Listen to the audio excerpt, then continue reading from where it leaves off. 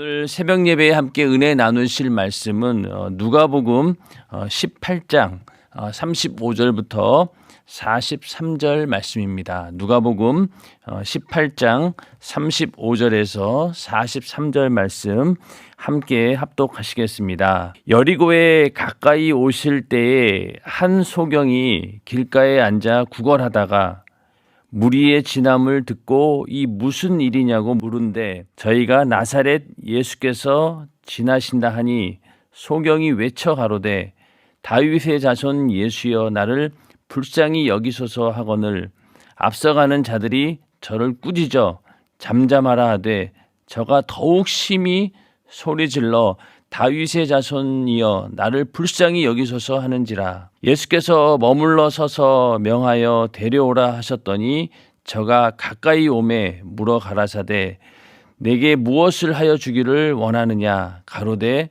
주여 보기를 원하나이다.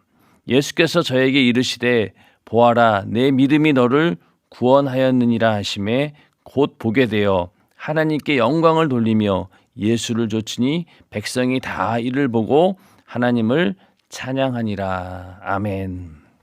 예수님께서 이제 모든 사역을 이제 마쳐가는 그런 과정 가운데서 고난받고 십자가에 달려 못 박혀 죽기 위해서 그 죽음을 향해서 예루살렘으로 가고 있는 그 여정 가운데서 이제 여리고를 지나가시다가 거기 가까이 와서 구걸하던 그 소경을 만나게 됩니다. 그 소경의 이름은 바디메오이죠. 그 마가복음 10장 46절에 보면은 디메오의 아들인 소경 거지 바디메오 이렇게 언급을 하고 있는데 이 누가복음에서는 그냥 한 소경이 이렇게 말씀을 하고 있습니다. 예수님께서 가시는 그 길은 항상 이렇게 정해져 있었죠. 예수님께서 이 땅에 성탄하시는 그 순간부터 예수님의 그 모든 삶의 목적이 어디에 있느냐?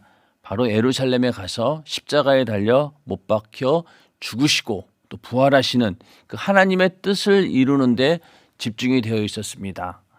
그러나 그 옆에 있던 제자들, 제자들뿐만 아니라 제자들이 그 정도로 예수님이 왜 이 땅에 오셨는지를 몰랐으니 다른 사람들은 오죽했겠습니까?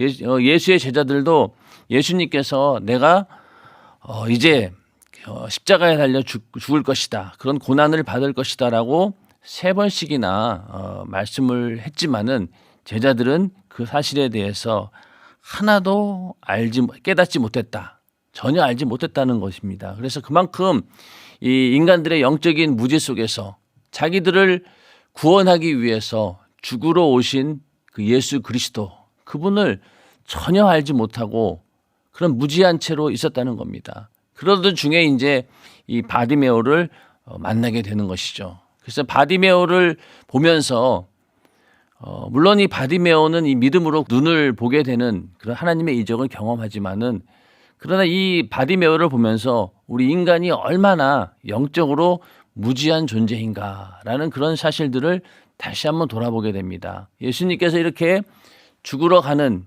그 상황 가운데서도 예수님의 실체에 대해서 그 실상을 전혀 보지 못하는 그 인간들의 영적인 어두움, 그것을 우리는 이 장면을 통해서 볼 수 있고 그런 이 영적인 어두움을 바디메오의 눈을 뜨게 하고 눈을 보게 함으로써 구원해 주신 것처럼 우리 인간들도 예수를 이렇게 발견하지 못하고 또 예수가 그분이 내 영혼을 구원하는 구세주임을 전혀 모르는 그런 영적 무지함을 마치 이 바디메오의 눈을 보게 하는 것처럼 우리에게 예수를 볼 수 있는 눈을 열어주시는 분도 바로 예수님이시다, 주님이시다라고 하는 것을 우리는 이 바디메오의 그 사건을 통해서 알 수가 있습니다.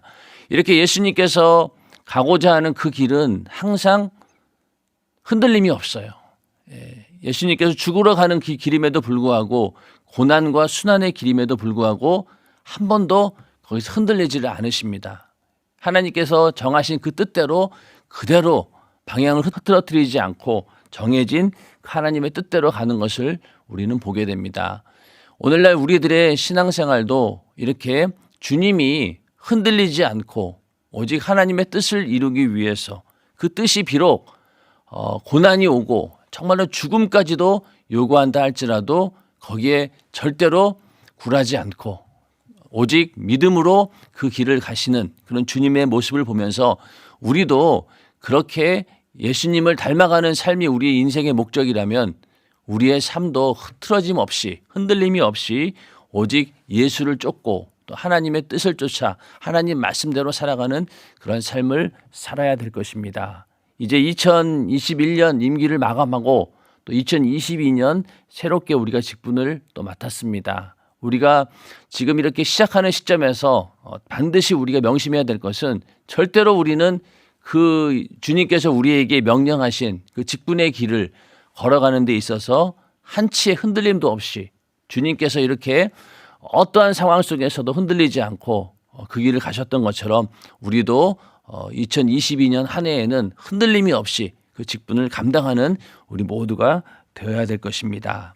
자, 이렇게 예수님과 이 바디메오가 만나게 되는데 35절에 여리고에 가까이 오실 때에 한 소경이 길가에 앉아 구걸하다가 이 소경은 눈도 보지 못하는 그런 상황이었고 또 길가에 앉아서 구걸한다. 거짓 신세였다는 거죠. 그러니까 최악의 경우입니다.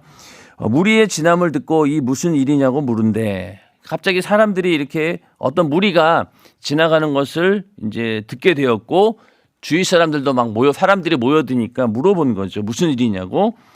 그러니까 저희가 나사렛 예수께서 지나신다 하니 그럼 나사렛 예수라고 하는 분이 지금 지나가고 있다 이렇게 얘기를 해줍니다. 38절에 소경이 외쳐 가로되 다윗의 자손 예수여 나를 불쌍히 여기소서 하거늘. 자, 여기서 보면은 주변의 사람들이 나사렛 예수가 지나가신다 이렇게 말씀했어요. 그러니까 이 소경이 물어봤는데 누가 지나가느냐? 나사렛 예수가 지나간다 이렇게 대답을 했는데 소경은 그러면은 보통 같으면은 그냥 나사렛 예수가 지나간다고 하니까 일반적으로는 그냥 나사렛 예수여 이렇게 부르지 않았겠습니까? 왜냐면은 앞서 그 부자 관원 이야기가 나오는데 부자 관원은 예수님을 뭐라고 불렀습니까? 선한 선생님이요. 또 어떤 사람들은 랍비요 이렇게 부르고 그러니까 이 소경이 나사렛 예수라는 말을 듣는 순간 다윗의 자손 예수요 이렇게 불렀다는 거예요. 이거는 어떤 의미를 가지고 있느냐? 이 소경이 비록 거짓 신세이고 그렇지만은 예수가 어떤 분이라고 하는 사실을 어느 정도는 확실하게 알았다는 겁니다. 이 다윗의 자손 예수라고 하는 것은 그 당시 유대인들이 가지고 있는 메시아에 대한 인식 가운데서 다윗의 자손 가운데서 메시아가 올 것이다. 이러한 인식들을 하고 있었다는 건데 소경도 그걸 알았던 거죠. 만약에 소경이 이 바디메오가 그런 어떤 지식이 없었다라고 하면은 그냥 주변 사람들이 야 나사렛 예수가 지나간다. 그러면은 그냥 그 말만 듣고 나사렛 예수시여 이렇게 불렀을 거 아닙니까? 그런데 이 소경은 나름대로 예수가 어떤 분이고 그가 바로 이스라엘을 구원할 메시아라고 하는 사실을 알았다는 거죠. 그러면은 이 소경 바디메오 입장에서 생각하고 있는 메시아는 어떤 메시아였을까요? 이 제자들은 정치적인 그런 메시아를 기다렸습니다. 유대인들 가운데도 이 로마의 압제로부터 이스라엘을 구원하기 위한 메시아, 정치적으로 또 경제적으로 이스라엘을 일으킬 그런 메시아를 원했지만은 이 소경이 바라고 있는 메시아는 어떤 메시아였느냐? 바로 회복과 치유 이런 것을 해주는 그런 메시아로 알았던 겁니다. 그러니까 제자들이나 일반 유대인들이 가지고 있던 그 메시아 관하고는 조금 다르죠. 조금은 더 주님이 하시고자 하는 그 본래의 본질로 좀 더 들어간 거예요. 소경. 왜냐하면은 자기 자신이 눈을 보지 못하는 소경이었기 때문에. 왜냐하면 구약 성경에 보면은 이 메시아를 언급하면서 이 소경의 눈이 밝을 것이다라는 이야기를 많이 하셨습니다. 그래서 이사야서 35장 5절에 보면은요, 그때에 소경의 눈이 밝을 것이며 귀머거리의 귀가 열릴 것이며 이렇게 언급하고 있습니다. 그러니까 메시아가 이 땅에 오시면은 어떤 이적을 보여주느냐? 바로 소경의 눈이 밝아지게 될 것이다. 그리고 또 귀머거리의 귀가 열릴 것이다. 이런 예언의 말씀들을 구약 성경을 통해서 쭉 하나님께서 말씀해 오셨기 때문에 그 이야기를 소경인 바디메오는 잘 알고 있었다는 거죠. 그리고 그 누가복음 7장 22절에도 보면은 침례 요한의 제자들이 예수를 찾아옵니다. 그 우리가 기다려야 되는 사람이 바로 당신입니까? 당신이 바로 메시아입니까? 라고 물어봤죠. 그때 예수님께서 너희는 이렇게 말해라. 소경을 보고 앉은 뱅이가 걸으며 문둥이가 깨끗함을 받으며 귀머거리가 들으며 죽은 자가 살아나며 가난한 자에게 복음이 전파되리라. 그렇게 전하라는 거예요. 침례 요한에게. 결국은 그 메시아의 중요한 사역 가운데 하나가 증거가 바로 뭐냐. 소경이 보고 앉은 뱅이가 걸으며 문둥이가 깨끗함을 받으며 이런 역사가 나타나게 되는데 그런 역사를 나타나게 하는 그이가 바로 너희를 구원할 메시아다라고 하는 사실을 얘기해 준 겁니다. 그러니까 소경은 이 얘기를 안 거죠. 다윗의 자손 가운데 메시아가 나올 것이다. 그가 바로 소경의 눈을 뜨게 하는 그런 이적을 일으키시는 그런 치유하시고 회복하시는 그런 메시아가 이 땅에 올 것이다 라고 하는 사실을 알고 기다리고 사모했다는 겁니다. 그랬기 때문에 막연하게 나사렛 예수라고 부르지 않고 다윗의 자손 예수여라고 분명하게 예수님을 지칭했던 겁니다. 하나님께서는 항상 우리에게 우리의 믿음을 요구하실 때 막연한 것을 요구하지 않으십니다. 추상적이고 관념적인 그런 것들을 요구하지 않으시고 분명하게 그 우리의 믿음의 방향을 잡기를 원하시죠. 그래서 기도할 때도 너희는 이렇게 기도하라. 하늘에 계신 우리 아버지여. 이렇게 하면서 정확하게 그 단어까지도 짚어주십니다. 그런 것처럼 이 다윗의 자손 예수여라고 한 것은 막연하게 예수를 부르지 않고 과연 네가 예수를 부를 때 어떠한 믿음을 가지고 부르고 있느냐 이것을 중요시 여긴다는 거죠. 오늘날도 많은 사람들이 예수를 부르고 있겠죠. 기도를 합니다. 그러나 어떤 사람들은 예수를 정말로 내 영혼의 구세주 그런 나를 죄에서 구원하신 그런 메시아로 아는 것이 아니라 그냥 막연하게 우리에게 복을 주시는 그런 분으로 뭐 4대 성인이나 그 중에 한 명 정도로 돼서 그런 사람 정도로 알고 막연하게 예수를 부르는 사람들도 있을 것이고 전혀 주님이 원하시는 그런 방향이 아닌 전혀 엉뚱한 방향에서 예수를 부르는 사람들이 얼마나 많이 있겠습니까? 그게 다 틀렸다는 거예요. 절대로 그렇게 해서는 예수를 만날 수 없고 또 그 하나님을 만날 수 없다. 이게 하나님 그리고 이게 바로 주님께서 말씀하고 있는 바이기 때문에 우리는 항상 주님을 부를 때 주님 앞에 나아갈 때 그분이 어떤 분이고 그분이 어떠한 역사를 일으키시고 또 나에게 어떤 분이신가라고 하는 그런 분명한 인식을 하면서 예수 앞에 나와야 된다는 얘기입니다. 그래서 우리의 믿음의 경주가 향방 없이 뛰는 것이 아니다. 이게 향방이 없이 그냥 아무 그 목적도 모르고 또 우리의 믿음의 대상도 모르고 이렇게 뛰는 것은 뛰긴 뛰지만은 올바른 방향으로 뛰고 있지 않기 때문에 그 무효가 되는 겁니다. 그런 것처럼 우리의 믿음의 경주는 항상 일정하게 방향이 딱 정해져 있어야 되는데 그 방향을 제시해 주시는 분이 바로 예수 그리스도이십니다. 그래서 우리가 믿음의 경주를 할 때 우리에게 그 믿음의 경주할 수 있는 생명을 주시는 분도 바로 예수 그리스도이시고 그 믿음의 경주의 최종 목적지도 바로 예수 그리스도이십니다. 그분과 함께 그분을 닮아가면서 그분이 예수님께서 행하셨던 것처럼 똑같이 우리도 그 예수의 생애를 재현하는 것. 이게 바로 우리 인생의 목표이죠. 그게 바로 우리 믿음의 경주입니다.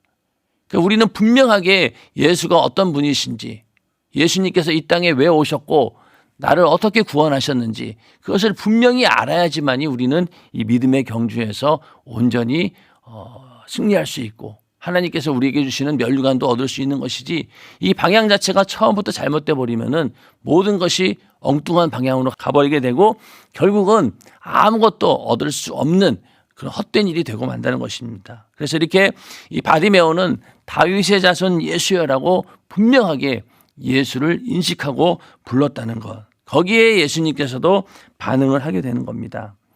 그래서 이 그 소경을 고치는, 소경의 눈을 뜨게 하는 것이, 이것이 얼마나 대단한 일이냐. 그 요한복음 그 9장에 보면은요, 날 때부터 소경을 고치는 그런 사건이 나오죠. 거기 보면은 이제 예수님께서 날 때부터, 태어날 때부터 소경인 자를 눈을 보게 합니다. 그런데 그 사건을 가지고 바리새인들이 이제 시비를 거는 거죠. 그러면서 그 눈뜬 자에게, 눈을 보게 된 자에게 가서 신문을 하는 거예요. 그랬더니 그 소경이었던 자가 이제 계속 말을 빙빙 돌려가면서, 왜? 괜히 잘못 얘기했다가 예수님이 혹시 해를 당할까 봐, 그게 또 두렵고, 내가 예수님께서 고쳐주셨다라고 말해버리면은 또 자기에게도 또 해를 입을까 봐 그런 것들을 얘기하지 않고 빙빙 돌려서 얘기하는데, 그때 그가 어떤 얘기를 하냐면은 창세 이후로 소경으로 난 자의 눈을 뜨게 하였다 함을 듣지 못하였으니, 이렇게 말씀하고 있습니다. 그렇게 대답을 한 거예요. 그러니까 창세 이후로 그들도 구약시대에 수많은 선지자들이 있었고 또 하나님의 역사를 그들은 이스라엘 역사 가운데 지켜보지 않았습니까? 그러니까 그 가운데서도 그 창세 이후로 소경으로 난 자가 눈을 뜨는 그런 역사는 본 적이 없다는 거예요. 그 대단했던 엘리야라고 하는 선지자, 또 많은 그런 기라성 같은 선지자들이 있었는데 그들은 소경의 눈을 뜨게 한 일은 없었다는 거예요. 그렇기 때문에 만약에 소경의 눈을 뜨게 하는 자가 있다라고 하면은 그가 바로 우리가 간절히 기다리던 우리를 구원할 메시아다라고 하는 사실을 이들은 알고 있었다는 얘기죠. 바디메오는 그걸 알았다는 거예요.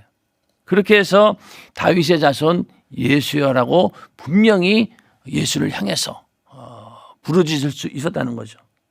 그렇게 외쳐 가로되 다윗의 자손 예수여 나를 불쌍히 여기소서 하거늘 39절에 가서요. 앞서 가는 자들이 저를 꾸짖어 잠잠하라 하되 저가 더욱 심히 소리질러 다윗의 자손이여 나를 불쌍히 여기소서 하는지라. 자, 예수님을 만나는 그런 사람들을 보면은요, 이렇게 믿음으로 하나님의 역사를 만나는, 예수님의 이적을 경험하는 사람들을 보면은 처음부터 그냥 한 번에 다 되는 경우는 별로 없어요. 항상 그 방해 요소가 있습니다. 제자들이 그걸 가로막거나, 여기도 보면은 그 제자들이, 앞서가는 자들이 저를 꾸짖어 잠잠하라, 조용히 해라 라고 막 자제를 시키는 거죠. 여기서 만약에 그 바디메오가 이 소리를 듣고 거기서 멈춰버렸다라고 하면은 그가 눈을 보게 되는 그런 역사는 경험하지 못했을 것입니다. 그런 것처럼 예수님께 나아가는 그 길 가운데 방해 요소는 항상 존재합니다. 이렇게 떠들지 말라, 잠잠하라라고 하는 꾸짖는 그런 경우도 있었고, 마가복음 그 7장 24절에 보면은요, 그 수로보닉의 여자가 나오죠. 그래서 그 24절에 보면은 예수께서 일어나사 거기를 떠나 두로 지경으로 가서 한 집에 들어가 아무도 모르게 하시려 하나 숨길 수 없더라. 이에 더러운 귀신 들린 어린 딸을 둔 한 여자가 예수의 소문을 듣고 곧 와서 그 발 아래 엎드리니 그 여자는 헬라인이요 수로보닉의 족속이라. 자기 딸에게서 귀신 쫓아주시기를 간구하거늘. 그 수로보닉의 헬라인, 이방인 여인이 자기 딸이 귀신이 들려가지고 그거를 이제 쫓기 위해서 예수님을 찾아와서 간구합니다.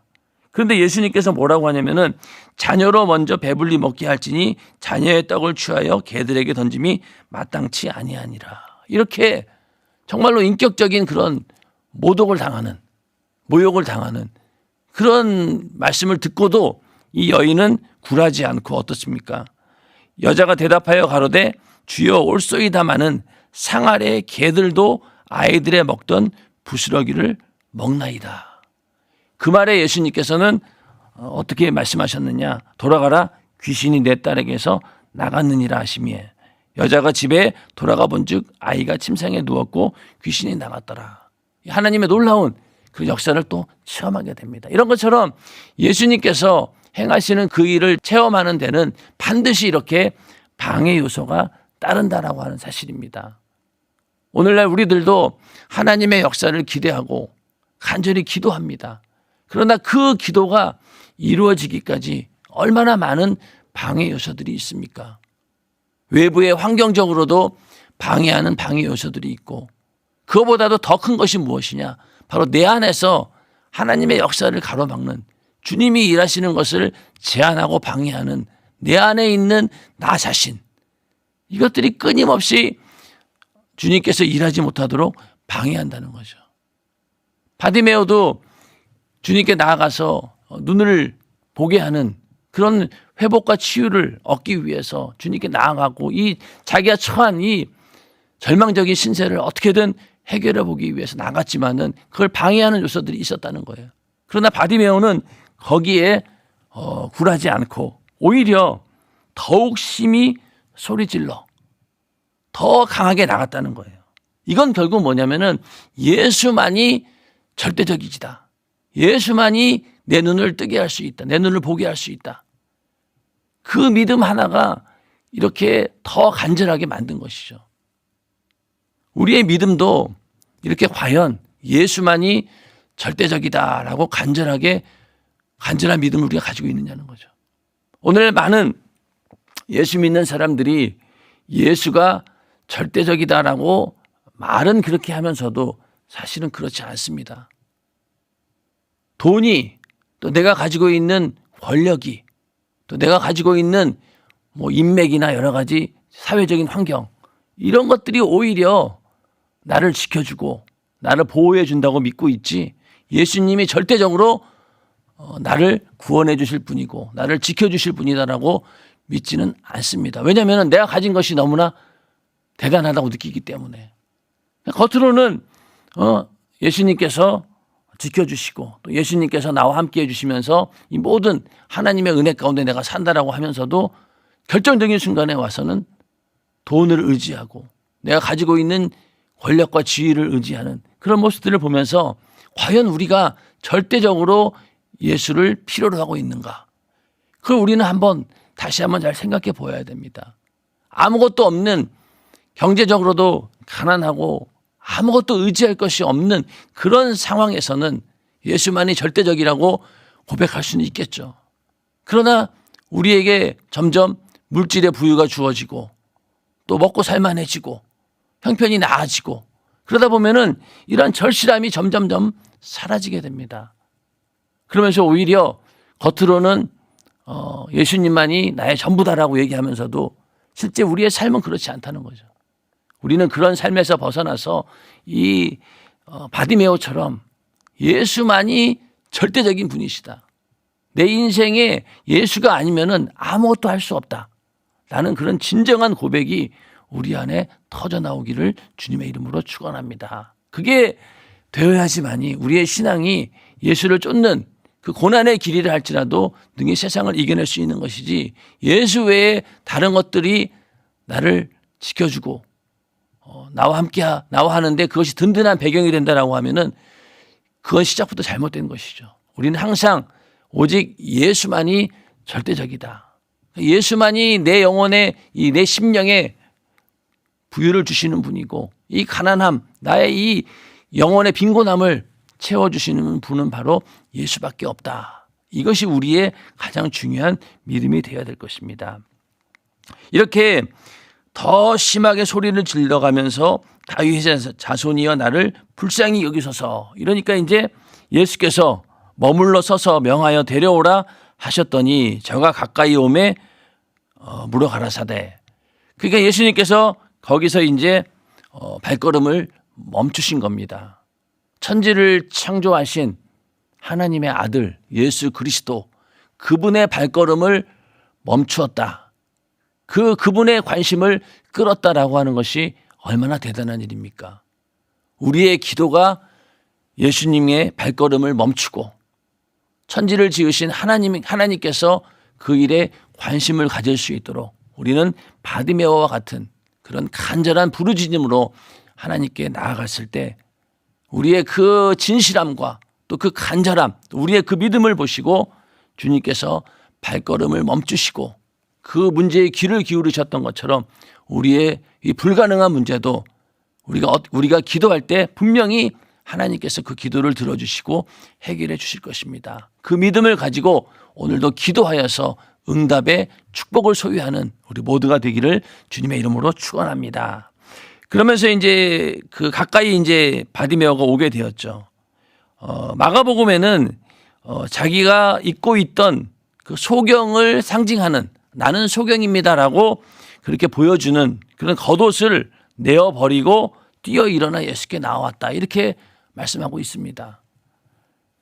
그만큼 이제 이 바디메오는 이미 소경의 옷을 벗어버리는 순간 주님께서 내 눈을 뜨게 해주신다. 내 눈을 보게 하신다는 믿음이 있었다는 거예요. 그걸 완전히 벗어버린 거죠. 이제는 나는 소경이 아니다라는 그런 믿음을 가지고 예수님께 나아간 겁니다. 그러니까 우리의 믿음도 이미 내가 구한 대로 주님께서 우리의 감동하신 그 믿음대로 이루어질 것이다 라는 그 믿음을 가지고 이미 나는 그 약속을 받았다. 응답을 받았다라고 하는 그런 믿음으로 나가야 된다는 겁니다. 바디메오는 그렇게 했던 거예요. 그러면서 예수님께서 물어보죠. 내게 무엇을 하여 주기를 원하느냐? 가로되 주여 보기를 원하나이다. 주님께서는 다 아시면서도 이렇게 물어보십니다. 왜 그럴까요? 우리가 고백하기를 원하시는 거죠. 그래서 인격적으로 우리가 응답하기를 원하시는 겁니다. 그래서 물어본 거예요. 보기를 원하나이다. 그 눈을 뜨는 거하고 눈을 보는 거하고는 또 차이가 있죠. 어떤 경우에는 눈은 떴는데 눈 뜬 장님도 있잖아요. 그렇기 때문에 주여 보기를 원하나이다. 그래서 눈을 뜨고 볼 수 있도록 요청한 거죠. 여기도 보면은 다윗의 자손 예수여가 이제는 뭐라고 불러집니까? 주여라고 불러지는 거예요. 주님이라고 부르는 겁니다. 그만큼 바디메오는 예수님에 대한 올바른 인식을 하고 있었다라고 하는 것이 굉장히 중요한 일입니다. 42절에 가서 예수께서 저에게 이르시되 보아라 내 믿음이 너를 구원하였느니라 하시매 곧 보게 되어 하나님께 영광을 돌리며 예수를 쫓으니 백성이 다 이를 보고 하나님을 찬양하니라. 자, 여기서 내 믿음이 너를 구원하였느니라. 그 의미 속에는 예수를 메시아로 제대로 믿은 거죠. 그리고 예수님께서 소경의 눈을 뜨게 할 것이다라고 하는 그 능력도 믿었던 것이고 또 하나는 어떤 믿음입니까? 주변에 수많은 방해가 있었고 그걸 저지시키려고 하는 그런 방해가 있었지만은 그거를 이겨내고 믿음으로 이겨내고 굴하지 않고 주님께 나왔다는 거예요. 그 믿음을 보시고 그 믿음이 너를 구원하였느니라 이렇게 말씀하고 있습니다. 자, 우리가 그 누가복음 18장 27절에 보면은요. 무릇 사람이 할 수 없는 것을 하나님은 하실 수 있느니라. 그 부자 관원의 이야기를 하면서 이렇게 천국에 들어가는 게 힘들다. 그러나 인간의 힘으로 할 수 없지만은 하나님의 힘으로는 하나님의 능력으로는 할 수 있다. 이렇게 말씀하셨죠. 자, 소경이 눈을 뜨게 하는 것 인간으로서는 할 수 없는 일이었어요. 아까 말씀드린 것처럼 창세 이후로 이런 일이 없었다는 거예요. 소경이 눈을 뜬 적이 없었다는 거예요. 그런데 하나님께서는 그 일을 하셨잖아요. 그래서 무릇 사람이 할 수 없는 것을 하나님은 하실 수 있느니라. 이 말씀이 바로 이 바디메오의 사건을 통해서 이루어진 겁니다. 절대 지금까지 없었던 그런 역사, 인간의 힘으로는 도저히 할 수 없는 그런 역사가 일어난 겁니다. 그리고 이렇게 사람이 할 수 없는 것, 그것을 하나님은 하실 수 있다라고 했는데 소경의 눈을 뜨는 것도 그렇지만은 이제 19장에 가면은 삭개오 이야기가 나옵니다. 삭개오는 어떤 사람이었느냐? 바로 세리장이었고 또 부자였습니다. 분명히 부자가 천국에 가는 것이 낙타가 이 바늘귀로 들어가는 것보다 어렵다라고 했는데 그건 불가능하다는 거잖아요. 그런데 삭개오는 어떻습니까? 예수님을 만나고 그 구원을 받습니다. 그 얘기는 결국 뭐냐? 인간의 힘으로 안 되는 부자가 천국에 가는 일도 주님이 하시면 된다는 거예요. 그래서 그것을 주님께서 보여주고 있는 겁니다. 오늘날 우리에게도 불가능한 일들이 있습니까? 나는 할 수 없죠. 또 어느 인간도 할 수 없습니다. 그러나 주님은 하실 수 있습니다. 그 믿음을 가지고 우리는 예수를 간절히 부르짖을 때 바디메오에게 이런 놀라운 이적이 일어났던 것처럼 우리의 삶 가운데도 불가능이 이루어지는 역사가 반드시 일어난다는 것. 오늘 이 사건을 보면서 우리에게 그 믿음이 있기를 예수님의 이름으로 축원합니다. 그러면서 그 내 믿음이 너를 구원하였느니라 그 말씀대로 눈이 떠지고 눈을 보게 되는 역사가 일어납니다. 그래서 하나님께 영광을 돌리게 되죠. 여기서도 중요한 건 뭐냐면요. 예수를 쫓으니. 그러니까 이 바디메오는 눈을 뜬 것으로 끝나지 않았다는 거예요. 하나님의 이적을 주님이 행하신 이적을 경험하는 것으로 끝나지 않고 예수를 쫓았다는 거예요. 이건 뭐냐? 예수의 제자로서의 그 길에 함께 갔다는 겁니다. 이 예수의 그 이적을 경험한 사람 중에는 그걸로 끝나는 경우가 있잖아요. 문둥병 치료를 받았는데도 다 그냥 자기 살 길 찾아간 사람들도 있었고. 그런데 이 바디메오는 예수를 쫓았다는 거예요. 자, 우리도 예수님의 이적을 경험한 그런 사례들이 많습니다. 질병에서 자유함을 얻었고 또 전혀 불가능한 문제에서 해결을 받아서 예수를 믿게 된 그런 경우들 있지 않습니까? 그러면은 그 다음에 우리가 뭘 해야 됩니까? 바로 예수를 쫓는 그런 제자의 삶을 살아야 된다는 거예요. 그냥 내가 은혜 받았고 내가 이런 고침 받았고 감사해 하나님께 영광 올려드린다 그걸로 끝나는 일이 아니라는 겁니다. 그 다음에 반드시 우리는 예수를 쫓는 이 제자의 삶을 살아야 된다. 이게 바로 우리 신앙의 목적이 되어야 된다는 겁니다. 그런데 오늘날 많은 사람들이 그냥 하나님이 주시는 그 축복 기도해가지고 문제가 해결되면은 감사합니다. 그걸로 끝나잖아요. 그걸로 끝나서는 안 되는 거예요. 예수를 쫓아야 되는 겁니다. 그게 우리 예수 믿는 사람들의 인생의 목적이 되어야 됩니다.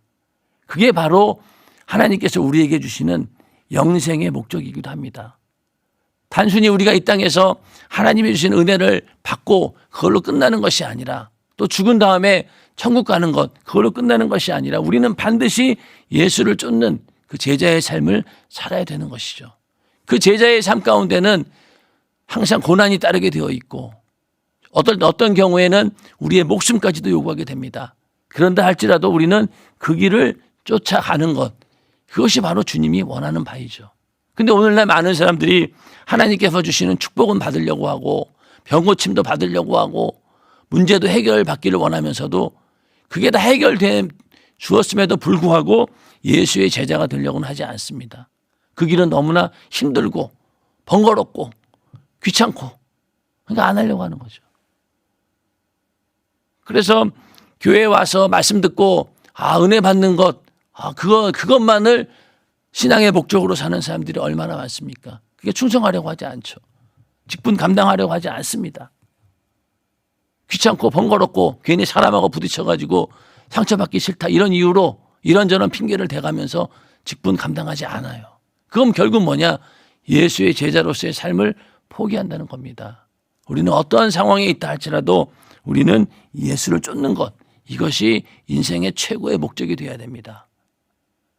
예수님께서 예루살렘까지 죽음을 향해 가는 그 고난의 길을 가셨던 것처럼 우리도 그 길을 가야지만이 부활의 영광이 있는 것이고 천국에서도 영원한 면류관이 있는 것이지 그 제자의 길로 걸어간 흔적이 없다라고 하면은 우리는 구원을 받되 아주 부끄러운 구원을 받는 것이고 하나님께 영광 올려드리는 것 자체가 불가능한 거죠. 그래서 내가 이렇게 보게 된 것에 대해서 하나님께 영광을 올려드리고 그다음 예수를 쫓는 삶을 살고 그러다 보니까 이를 보고 백성들이 다 하나님을 찬양하니라 이렇게 말씀하고 있죠. 결국 우리의 삶을 통해서 예수를 드러내고 그렇게 해서 많은 영혼들을 살려내는 그 일을 그렇게 해서 하나님께 영광 올려드리는 일을 살라라고 오늘 이 말씀 가운데 우리에게 주님은 간절하게 얘기하고 있습니다. 우리는 이 소경 바디메오처럼 오직 예수만이